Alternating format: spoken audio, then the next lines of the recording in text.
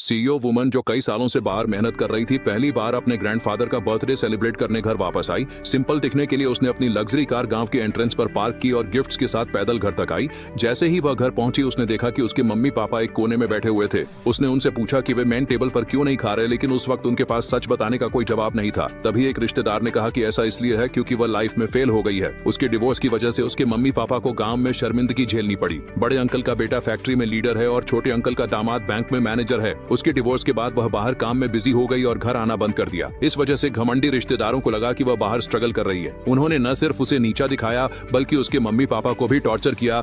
इसलिए उनके mummy papa को कोने में बैठाया गया।